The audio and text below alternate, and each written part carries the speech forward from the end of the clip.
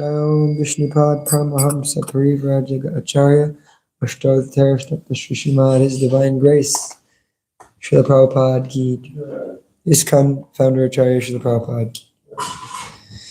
Jai Vishnupad Paramahamsa Parivrajaka Acharya Ashtadhyaaya Srimad, His Divine Grace, Srila Bhakti Siddhanta Saraswati Goswami Maharaj Prabhupada Ki. Ananda Koti Vaishnava Vrinda Ki, Namacharya Srila Haridas Thakur Ki.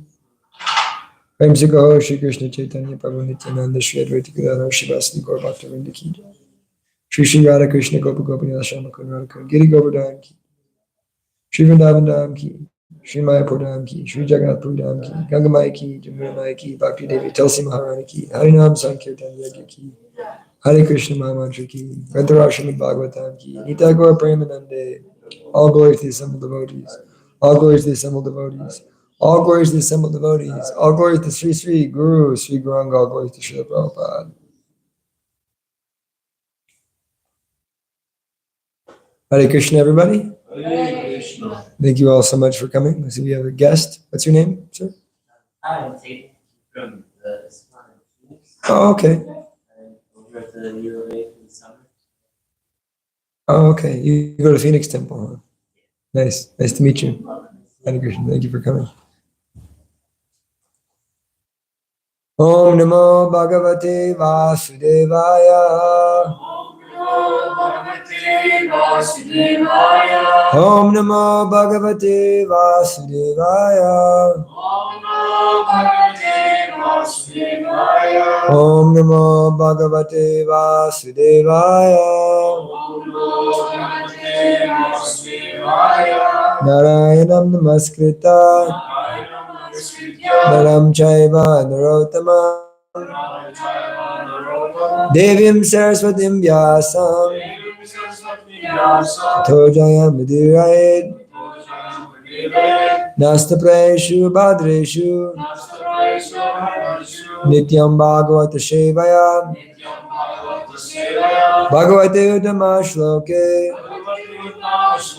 Bhaktir Bhavati Naishtaki. Before reciting the Srimad Bhagavatam, which is our very means of conquest, one should offer his respectful obeisances unto the personality of Godhead Narayan, unto Narayan Rishi, the supremmost human being, unto Mother Saraswati, the goddess of learning, and unto Srila Vyasadeva, the author. By regular attendance on classes in the Srimad Bhagavatam, and by rendering service to the pure devotee, all that is troublesome in the heart is practically eradicated, and loving service to the personality of Godhead, who is praised with transcendental songs, is established in the heart as an irrevocable fact. Krishna Swadamo Pagate Dharma Gyana Dvisa Kala Nastra Dusamesa Purana Kodinodita. This Bhagavat Purana is brilliant like the sun, and it has arisen just after the departure of Lord Krishna to his own abode, accompanied by religion and knowledge. Persons who have lost their vision due to the dense darkness of the age of Kali shall gain light from this Purana. Reading from Srimad Bhagavatam, Canto 4, chapter number 22, text number 53. Evam adhyatma yogena karmanyanu samacharan putran utpadayam asa panchar chishyatma sammatam evam adhyatma yogena karmanyanu samacharan putran utpadayam asa panchar chishyatma sammatam evam adhyatma karmanyanu samacharan putran utpadayam asa panchar chishyatma sammatam.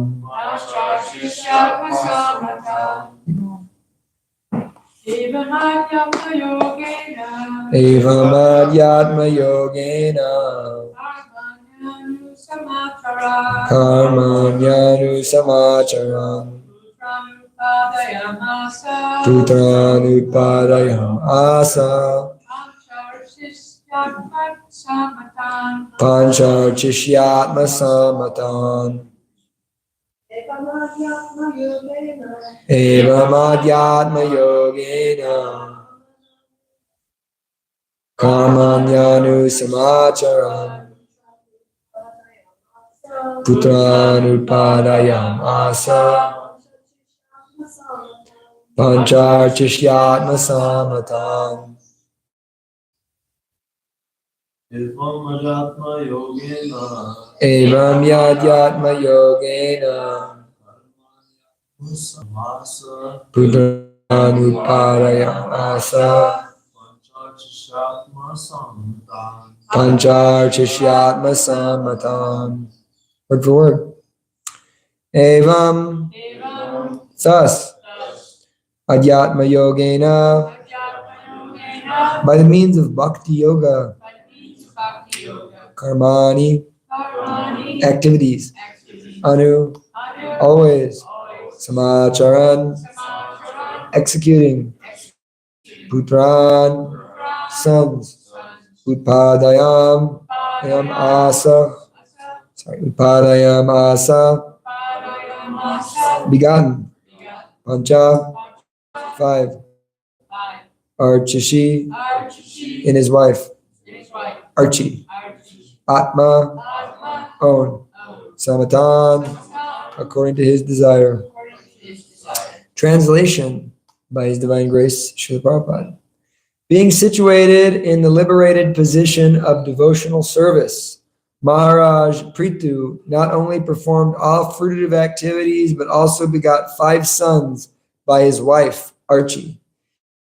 Indeed, all his sons were begotten according to his own desire. Please repeat. Being situated in the liberated position of devotional service, Prithu Maharaj not only performed all fruitive activities, but also begot 5 sons by his wife Archi. Indeed, all his sons were begotten according to his own desire. Purport. As a householder, Prithu Maharaj had 5 sons by his wife Archi, and all these sons were begotten as he desired them. They were not born whimsically or by accident. How one can beget children according to one's own desire is practically unknown in the present age, Kali Yuga. In this regard, the secret of success depends on the parents' acceptance of the various purificatory methods known as samskaras. The first samskara, the Garbhadana samskara or child begetting samskara, is compulsory, especially for higher castes, the Brahmanas and the Kshatriyas.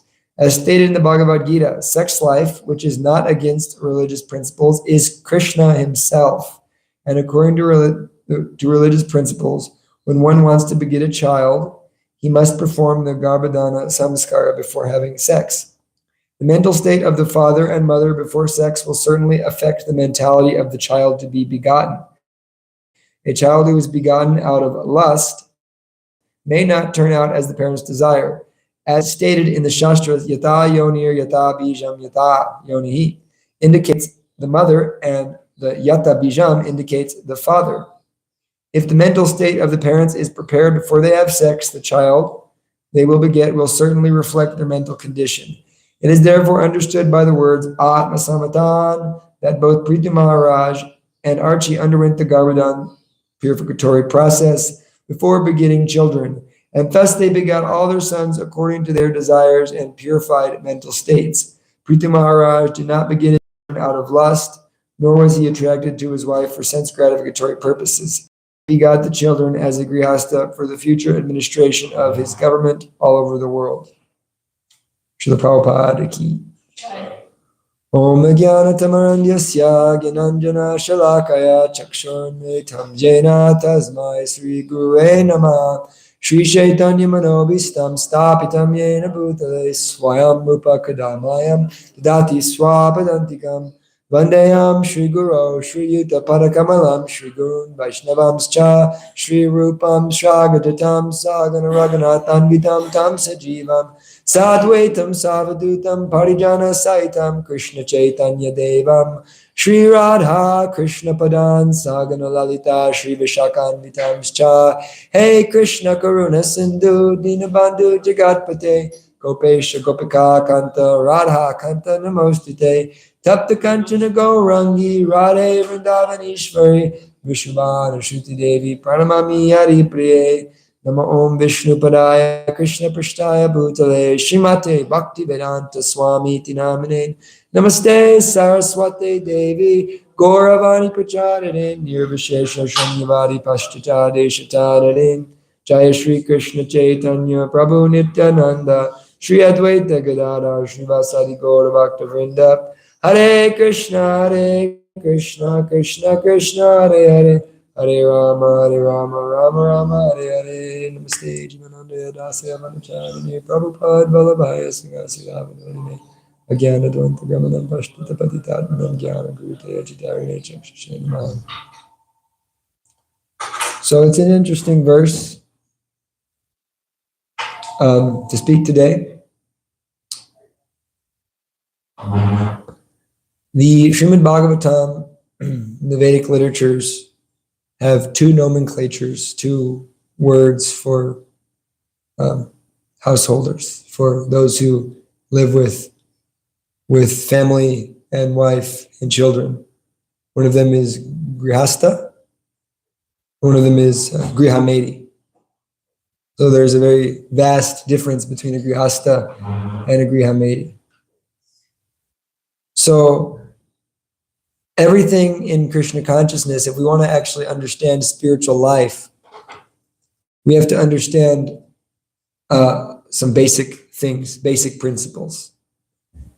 And the most basic principle of which Dhiro Dada, I think, quoted this verse on his Thursday class, Ishabasyam idam sarvam yat kencham jagatam jagat tena tyaktena bundidaha magrida kasisvidanam. Everything is owned and controlled by the Lord. Everything non-moving and moving in this material world is owned and controlled by the Lord.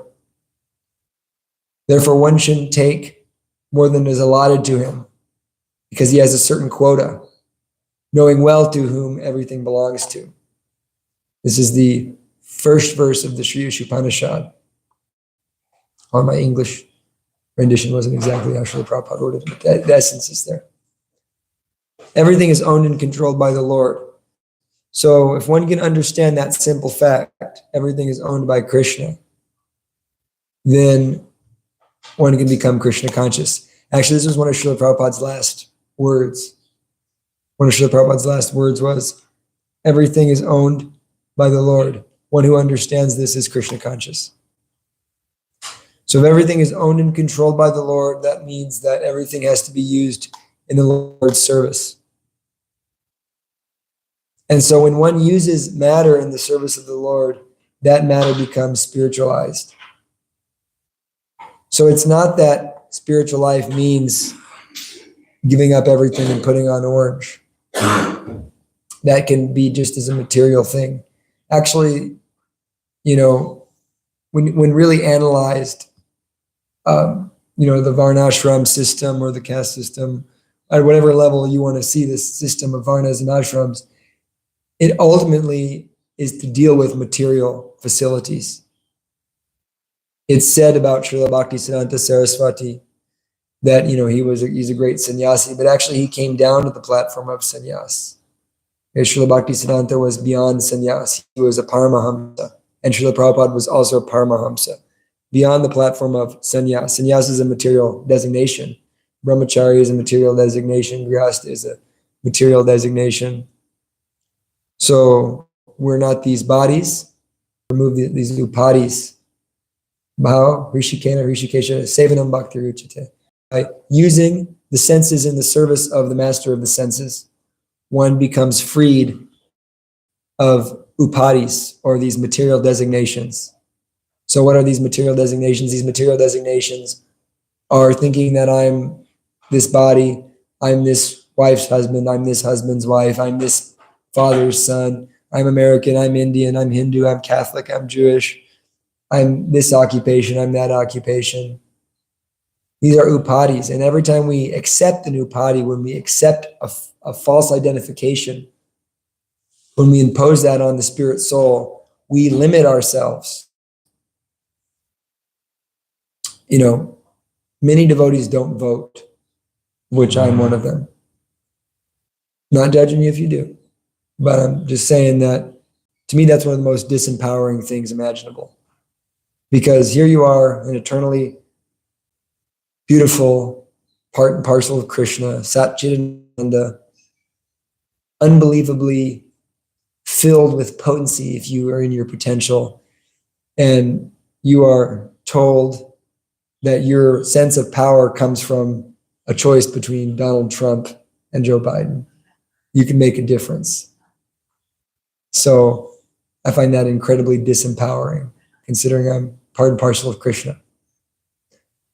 So we have to free ourselves of these upadis. And the process is to cease using things for our own sense gratification and use things for the service of the Lord. This is the basic principle.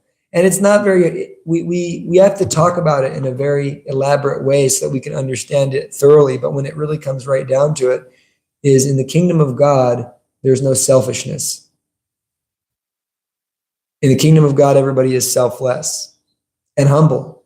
And humble means, they say this nice thing about humility. Humility doesn't mean you think less of yourself. It means you think of yourself less. So, you know, the real humble servant of God is serving everybody, is attempting to render immense amounts of service to the Lord and to his parts and parcels. And he's always thinking about the well-being of others. So on the opposite side of things, those who are engaging in sense gratification, those who are engaging in activities so that they can increase the bodily comfort, whether that be a nice family, a nice house, a nice country, a nicer planet, all of these things, they ultimately lead one to entanglement in material energy. They lead one to repeated birth and death. And so Krishna gives the process of extricating ourselves from birth and death in the Bhagavad Gita. It says, Yagyartart kamayon yatra lokayam karmabandha, binds us to this loka. Tadartam karma kontena mukta sangha samachara. But that work which is done as a sacrifice to the Lord, that work frees us from our bondage. So therefore, everything should be done as a sacrifice, as a offering to Krishna. And so this verse is referring to the great Maharaj Prithu, who is one of the many great Raj Rishis that are spoke about in the Bhagavatam. Yudhisthira Maharaj, Prithu Maharaj, Dhruva Maharaj, Prahlad Maharaj, Bali Maharaj, various great kings, Chitraketu Maharaj. And these are not normal kings. These are kings, but they were at the same time, they were great devotees, great yogis, great devotees of God. And so this is describing that because Maharaj Prithu is situated in the liberated position of devotional service. So real liberation means devotional service. There's actually no liberation unless one comes to the platform of devotional service.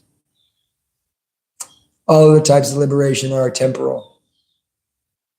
So there's 5 types of liberation, and the devotee accepts 4 of those 5 types. They don't accept sahujya, means to merge into the Lord.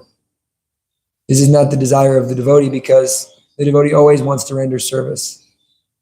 The devotee will accept salokya, sarupya, to take the form of the Lord, to live on the same planet as the Lord, to have the same opulence as the Lord. The devotee will accept those things because in those positions, the devotee can render service still. So Maharaj Prithu, situated in the liberated position of devotional service, not only performed all fruitive activities, but also begot 5 sons by his wife Archie. So this verse is explaining that even though Maharaj Prithu apparently on the external was engaged in very fruitive activities, he was having children, he was performing Vedic sacrifices. So externally, he looked just like a materialist. He was situated in the platform of devotional service. So there's a verse in the Bhagavad Gita, Prakriti kriyamanani guna karmani sarvashaha ahankara vimudatma kartaham iti manyate. This verse is describing that the living entities situated in the material world, that's us, think ourselves the doer of activities that are, because of false ego, think ourselves the doer of activities that are in actuality performed by the modes of material nature. So we're bewildered by false ego. What is false ego? False ego means that I think I'm this body. So when we actually analyze how much control we have, we realize we have very little control. Because a great man may do something, but 99% of his endeavor or his success in achieving that great thing is due to the place he was born, the people he met, the people who trained him, the mind he was endowed with. So when we accept the reality that the soul is the life in the body, when we accept that reality, it very much changes our outlook. Because why did a soul take a particular body? And when we identify as the soul, we understand that it's due to our position where we took birth and our karma, why we're able to accomplish a certain thing. And so many times in modern self-help circles, you hear about the law of attraction, the law of attraction, the law of attraction. And they say, if you just think positive and you think about, that new car, that new money or whatever, then you'll get what you want. But this verse kind of prakriti kriyamani gunakamani sarvasha ahankara vimuratma karta miti manyate blows a hole through that theory, because even if you're thinking about it and it comes, it's still due to the modes and your karma. If your karma doesn't allow you to have a certain level of wealth, you will not attain it. I guarantee you, if you go out on the street, those guys are thinking about making millions. They want money. They want opulence. They're thinking about it. Why aren't they getting it? So someone thinks, oh yes, I'm thinking positive. I'm thinking about my new car. My new car came, and you know what? I'm the cause of my new car.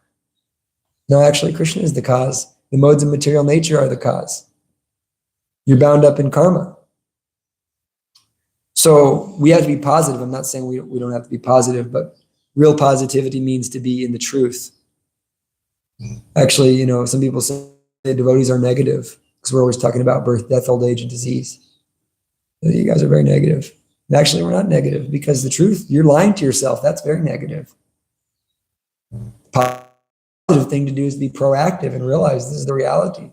So the truth is actually always positive, and a lie or a lie we tell ourselves, those are always negative. So the materialists, they're indulging in a type of sense gratification by thinking, yes, I'm going to be positive.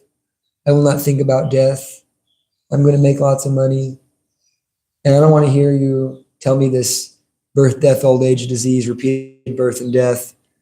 I don't want to hear about spiritual knowledge. You guys are very negative. You're focused on your death cult. And no, actually, this is the truth. The reality is this. There is this cycle of samsara. There is repeated birth, death, old age, and disease. And in coming to awareness of that, coming in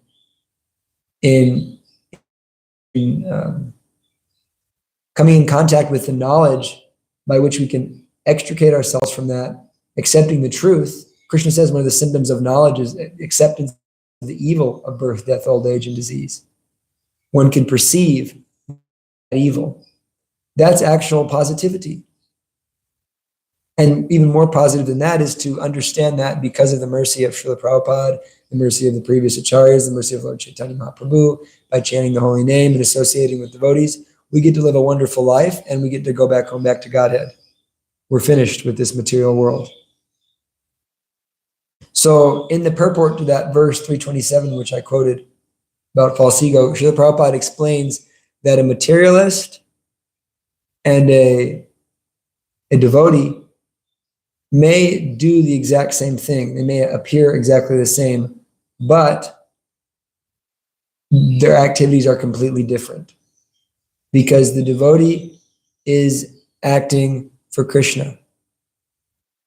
So Maharaj Prithu, it should be understood that although he was engaging in fruitive activities, although he was having children, this was his duty as a king.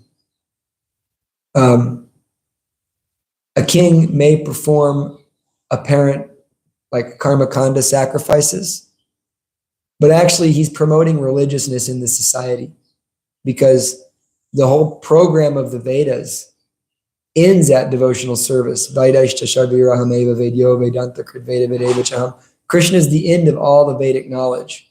When one understands Krishna, the Vedas become irrelevant because it's devotional service to Krishna. That is everything. Krishna says in the 15th chapter. One who knows me as the Supreme Personality of Godhead is the knower of everything, and he's the true knower of the Vedas.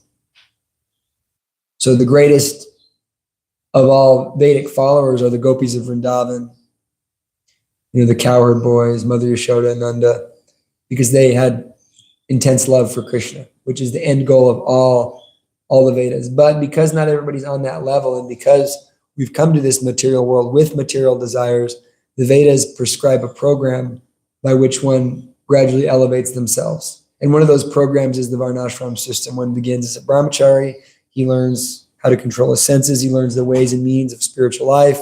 He becomes married, engages in some sense gratification in the religious way. He becomes detached from that, takes vanapras, takes sannyas. And even the sacrifices meant to please the demigods, although performed by less intelligent men, are still ultimately meant to elevate someone to the worship of Lord Vishnu, of Krishna.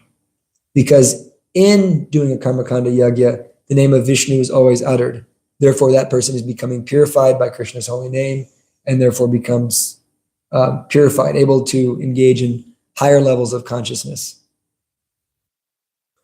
So Maharaj Prithu was engaging in these material activities. He's setting an example for his entire kingdom that we should be religious. We should always live according to Vedic regulation, no matter what level we're at. Don't be a malecha or a yavana. Live according to the scriptures. And this was his service to Krishna. Yudhishthira Maharaj performed the Rajasuya Yagya, Rajasuya sacrifice, which is a materialistic sacrifice, but he was doing it to glorify Krishna. And therefore, Maharaj Yudhishthira's engaging in the Rajasuya sacrifice was not anything but pure devotional service, because it was meant ultimately to glorify Krishna. Whereas other kings may perform different types of yagyas, Ashwamedha Yagya, Rajasuya Yagya, for their own glorification. In fact, we can even look at Maharaj Prithu in previous chapter. Maharaj Prithu was performing 100 horse sacrifices, and King Indra became envious because he wanted the prestige of having performed so many sacrifices. So King Indra stole the horse of Maharaj Prithu. And in the end of the whole episode, Lord Vishnu appeared and told Maharaj Prithu, you're already a pure devotee, you're already liberated. Don't even bother with this. You're just doing it as a matter of duty. But, let Indra have his 100 horse sacrifices or 99 horse sacrifices. It doesn't make a difference. And so Maharaj Prithu, made up with Indra. So Maharaj Prithu is a very, very pure devotee. And then Srila Prabhupada, he goes into the purport to kind of elaborate the activities of a householder. Very important to understand that having children is not, it's not something that just happens. It's actually a science. We want to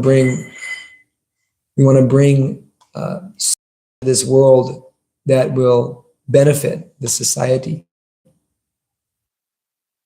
And we see we actually see the consequences today of the types of children. Gauranga Prema always makes that joke, like people are having illicit sex and somebody gets pregnant and they're like, oh my God, I'm pregnant. Like, okay, well, that's, what happens. How could this happen? So, no, the process of bringing a child into the world there's a spiritual aspect. In fact, it's entirely spiritual when you realize the soul is the force behind the body. So if a child is brought into the world simply out of sense gratification, that child is likely not to be a soul from the higher dimensions, or a soul that's ready to offer service to the world. Could be a soul that is very, very dangerous. Like in the case of Kasapya, and Diti. So Diti was feeling some insecurity because her sisters were all having children, very nice children, like demigods. Aditi, she was having very nice children. And so she approached her husband, Kasapya, and said, "My dear husband, please, give me a child." And Kasapya said, "Yeah, definitely, let's have a child. But if we engage right now, it's an inauspicious time. Lord Shiva will be very offended, and our children will likely be demons." But out of lust, Diti persisted, and Kasapya also was, actually it's described by Acharya, Kasapya also was lusty. So they engaged in sex life, and the children they begot were Hiranyakashipu and Hiranyaksha. And they were the worst demons the universe ever saw. Actually, it's described that the womb, there was like a black hole. The womb was like emanating blackness. So it was very, very intense. And they understood, after they were like, Kasapya was like, "We really messed up." So that's just one example, but we can see it in the world today. That when a child is raised in a religious family, that child has a much higher likelihood of going back home, back to Godhead, and contributing something to the society.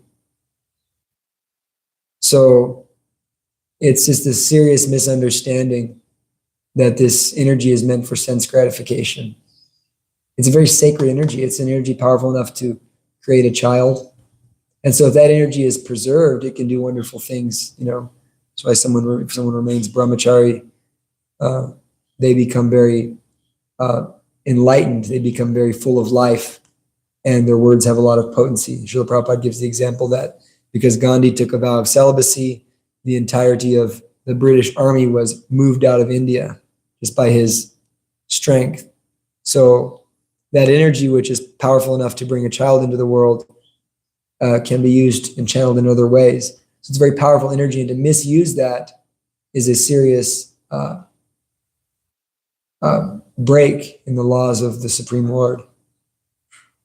So therefore, the Vedas prescribe a Garbhodhan samskara, which is the process of purifying the consciousness before one has a child. And so Srila Prabhupada prescribed that the devotees in the Krishna conscious movement chant 50 rounds before having a child. And in that way, bring a very effulgent and wonderful child into the world who can actually render some service, or who's, ready to perform or work on themselves in this life. And we see that here with some of the children here, like Jamuna and Prajumna and Parikit. We see these wonderful children that are engaging in devotional service so nicely. And we see the purity of the parents. So it's a service, just like anything in this world that has to be done as a service to God.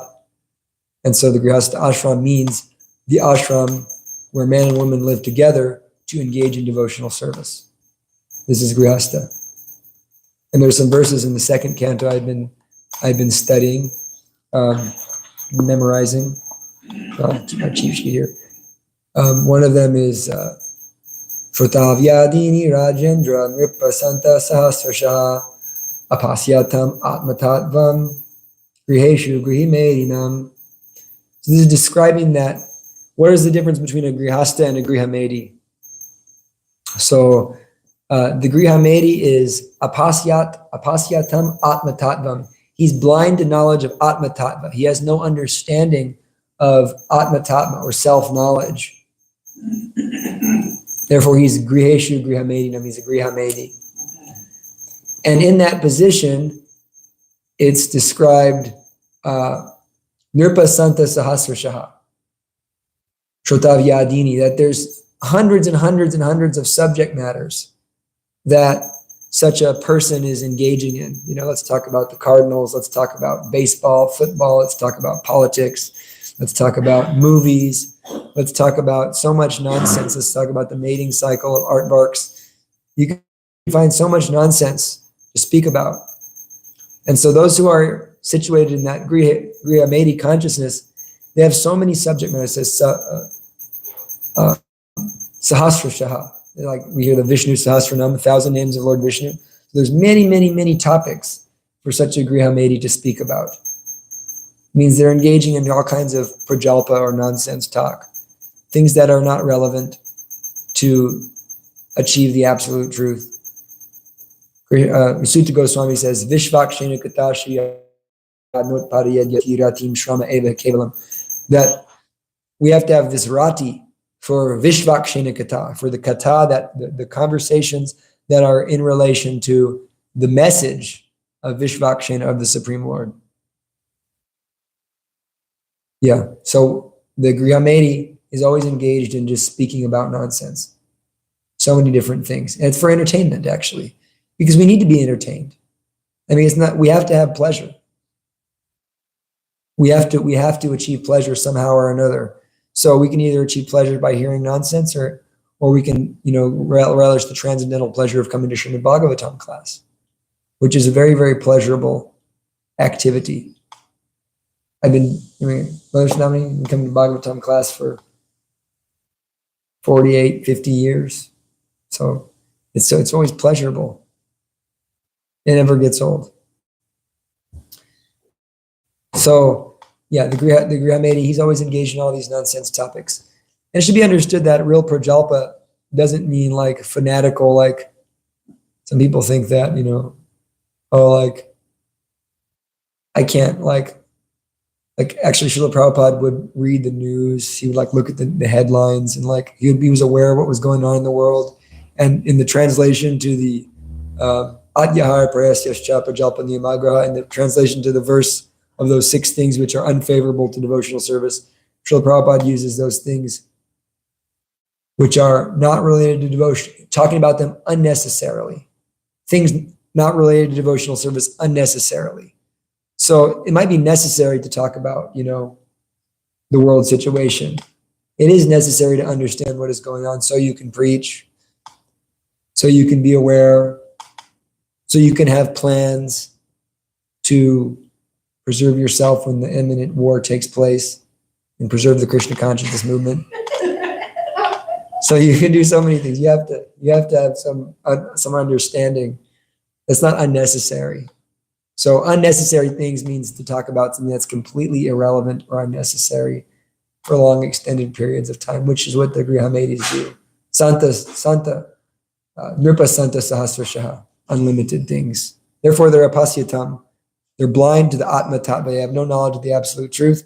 And the very next verse in that section, Sukadev Goswami in the 2nd canto says, Nidraya hiryate naktam vyavyayena chavavayaha dina chartehaya rajan kutumba baranenava. Says that the lifetime of such householders, of such Grihamedi householders, is passed at night either in sleeping or in sex indulgence, and in the daytime either in making money or maintaining family members. So this is the activities of a Grihamedi, that their main concern is sex indulgence, and from that comes the family members, and I have to maintain that level of sense gratification, so therefore I have to make so much money. That's used so that I can have a higher level of sense gratification, and so that I can provide a higher level of sense gratification for my family. Whereas the Grihasta, he is engaging in work to support his Krishna consciousness. I mean, we just had Krishna Charan Das here, and you see the level of deity worship he does is so beautiful. I mean, he has a beautiful altar, big Jagannath deities, and he offers them wonderful food. He has 3 programs a week at his house to spread Krishna consciousness. And he's fired up. And you see that, you see his wife, Rajbhumi Leela, Devi Dasi, she buys cloth and she sews Jagannath. She makes beautiful outfits for the deities. They're beautiful, just like our outfits. She makes outfits like this for her deities, and she loves to make them because she likes to have complete control over their, the way they look. And so they're buying nice prasadam, they're offering nice prasadam, they're having programs. They're using all of this energy in the service of the Lord.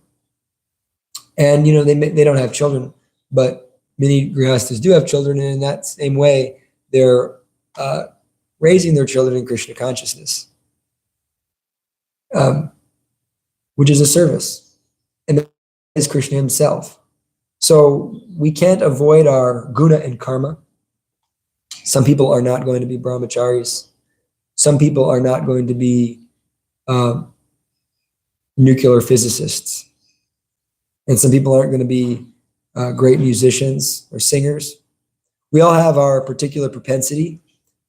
And rather than repress, we should just engage that in the service of the Lord. By engaging that propensity in the service of the Lord under the proper rules and regulations directed by a bona fide spiritual master, we become purified of those propensities and we come to the perfect stage.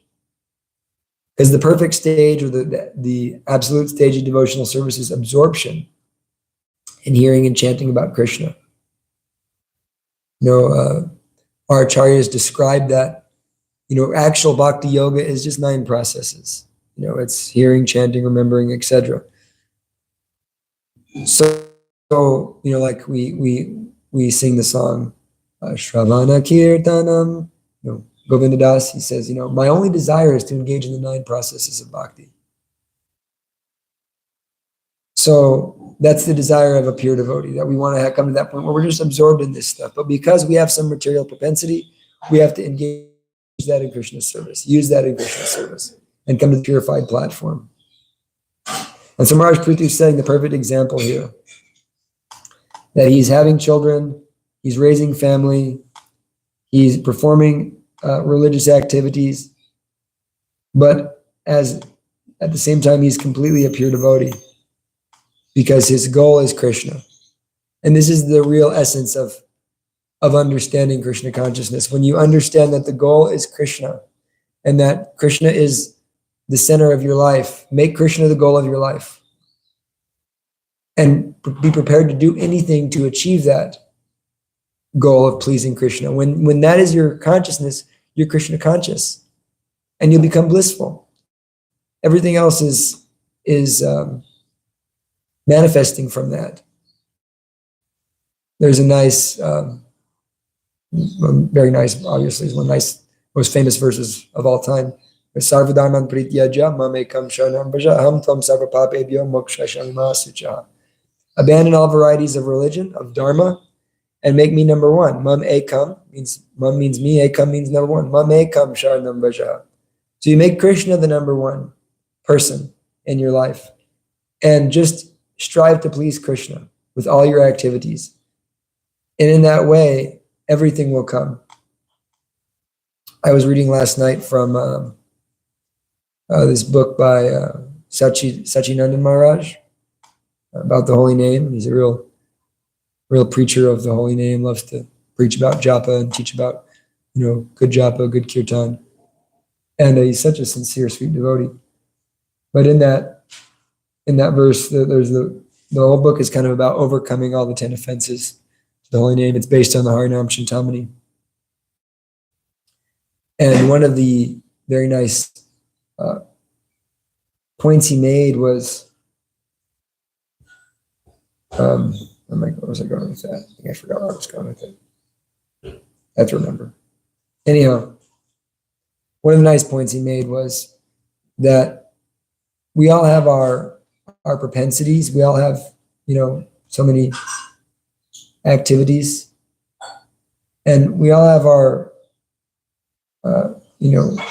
aggravating tendencies.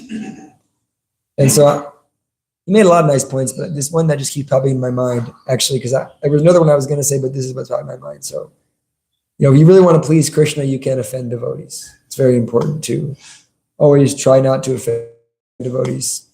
And one of the things he said that struck me was that, the tendency to criticize devotees is natural in the material world because criticism is like the way of the material world. But when you kind of realize that, like, you want to be accepted, we all want to be accepted for who we are, and we all want to be accepted, right? It's just a natural human propensity to want to be accepted. And so when you just begin to think like that, like, I want to be accepted, therefore I just accept others for who they are. They may not be doing this right or that right, or they may be different than me, or their way of performing devotional service is different from me. Their methods of attaining devotional service are different from me. Krishna is directing them in a different way, but we see that they're devotees. They're chanting the holy name. They're doing service. They're dedicated to Srila Prabhupada and to the parampara. We can appreciate that we're letting them be who they are, and we just appreciate them for who they are, because we want the same thing. And that that was a good realization for me, because it's like, yeah, I want to be accepted. I don't want people to judge me. I'm not a perfect devotee. I don't, there's things I do that are wrong. And so if someone just accepts you, that's who you are, but I see your service, which is what's recommended by Srila Prabhupada in the Nectar of Instruction. He recommends, rather than see all the externals of a devotee, which is offensive, one should see the internals. So actually, there's the point I was originally going to make, was that, one of the core reasons we offend devotees is because we see them on a material level, like, American devotees or Western devotees, Indian devotees. There's really only devotees. There's low class, high class, and if you see like that, that's considered extremely offensive, because a Vaishnava is always transcendental. And so, although there may be so many different, propensities, if we decide to criticize that, then that's our loss, not their loss. We have to see the service they're rendering and their sincerity. It's all in the heart. One can dress like we've seen it. I mean, in ISKCON, people, they're like the most externally pucka, but, internally they're doing horribly demoniac things behind closed doors. So, the real thing is in the heart. Like that one devotee who comes here, Durlabh Darshan, he doesn't dress in a dhoti, he has like a beard, but actually if you talk with him, he's extremely deep and he's extremely sweet-hearted and encouraging to every person. He's so encouraging. He's such a nice devotee, actually. So you can't make these external judgments. Lord Shiva could walk in, and Lord Shiva, he looks kind of doesn't really look like a Vaishnava. You think, get him out of here, he's going to steal something. It was actually Lord Shiva. So you have that understanding that, we have to see someone's service, someone's devotional service, someone's devotion. And also, Maharaj made this kind of like point, which he said very funnily. He says, if you criticize a devotee who may have been very sensuous in his previous life before he was a devotee, but is now engaging that and eating impressive amounts of prasadam, that is also an offense. So you see it. Hello, he said, that's so such a Maharaj, impressive amounts of prasadam. Just do not judge. So anyways, that's all I have to say. And I can just say, in summary, Maharaj Prithu, although engaged in many material activities, not to be judged, because internally he had pure devotion for Krishna. And in that pure devotion for Krishna, he was able to perform so many activities, including having children in a very purified way. Everything in the service of the Lord. So thank you very much. Any questions or comments? Thank you. You got that part instead of me. But speak. When I was, I think you did much better than I could have done. But I have a little bit of thought on this is Maharaj Prithu. It said in this purport that he was having children for the welfare of the administration. Yeah. Because he was a king, and so that there could be good, pious kings to help lead the people. And this is the compassion of the Vaishnava. Only the Grihastas can help them. Yeah. Because the only two things, sex and money, are allowed in the Grihasta ashram. So if they don't beget good children, then these jivas don't have bodies, and then also society goes down. So it's a huge responsibility and a huge service, and in some ways even bigger than going out and making somebody a devotee on the street, because you can tell someone to go home if they're being inappropriate. But if your kid is, you still got to help them. Yeah. And if you get sick and throw up at 3:00 in the morning, your Gurudev's not going to come clean that up. It's your parents, So in some ways, it's like it's like this huge thing. It's almost like a bigger responsibility than raising a bhakta. So it's really something for the great souls. It's not something to be. Yeah. One shouldn't think, oh, these people are engaging in sense gratification. Really, they're doing a big service to humanity. That's a great point, and I actually was going to bring something like that up, but I didn't have any notes to get class.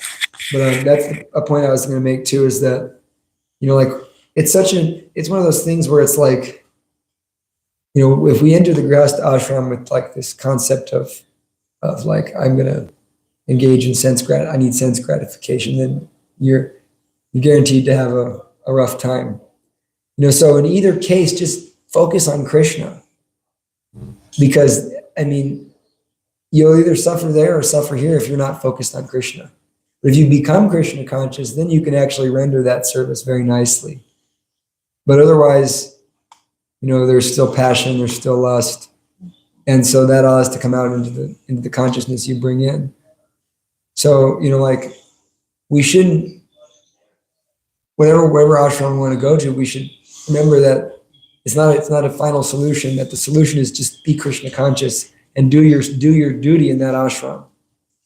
If you're grihastha, have children, raise the family, do it very nicely, do it for Krishna, but always focus on Krishna. If you're a brahmachari, read, study the scriptures, teach the scriptures, worship the deities, So yeah, we have to realize that it's Krishna. And I was actually, somehow I like read these every day. I read these like quotes by like Orthodox saints, various Orthodox saints, because I like the Orthodox Church and a lot of nice things they say. And so one of the things that one was saying that, if a husband and wife come together maybe they use this word passions, like all the desires of the flesh, as they say, the passions, if someone comes together to fulfill their passions, then they're guaranteed to have a very ugly life. But if one comes together to serve Christ, in that case, then they'll have a beautiful life and be saintly. So like, we have to have that understanding by hearing and chanting first and foremost that Krishna is the goal. And then it's like and in that sense, there's no difference between a grihastha and a sannyasi, because both are engaging in absolute devotional service.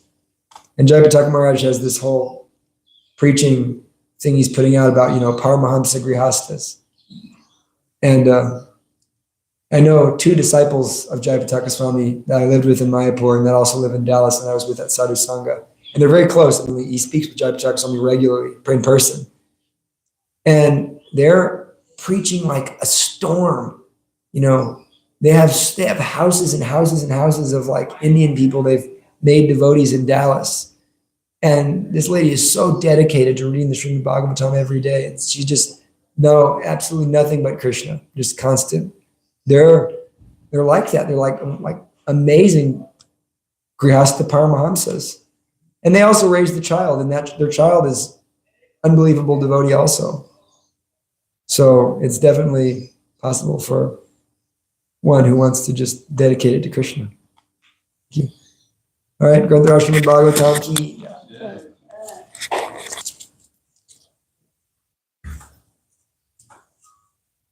Hare Krishna, Hare Krishna.